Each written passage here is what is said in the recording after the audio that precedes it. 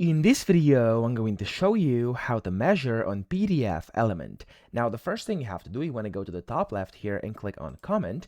And from here, as you can see up top, there's going to be a little button which says distance measure. Now, click on that. And from here, you'll be able to basically select if you want to measure distance, perimeter, polygon area, or circle area. Of course, that's completely up to you. I'm going to click on distance first. And if you do that, for example, like this, you could go ahead and measure distance. I'm going to go from here to here. So you want to first click over here, and then you can just drag it out. You can hold down your shift key on your keyboard to go like very straight, to go vertically, or like 45 degrees. And then whenever you're done, click again over here.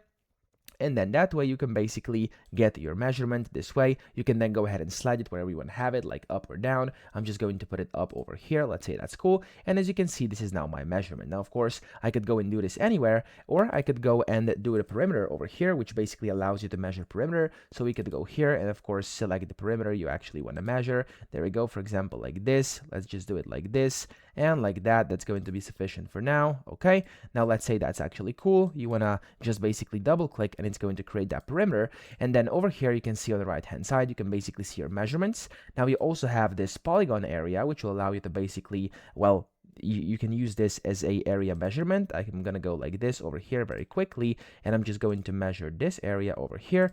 Double click, and there we go. We have this one as well. And then last but not least, you have the circle area, which allows you to basically measure circles. And as you can see here, I can just like create a circle, and then I can measure it that way. Okay, so let's say I'm going to move this over here. Let me move it. There we go. And yeah, that's basically how you measure on PDFelement. And you can then see all the things over here on the right as comments. So open these up, and in here you can see all your measurements. So that's it. I hope this video helped you out. If it did, please subscribe to the channel and help me out as well.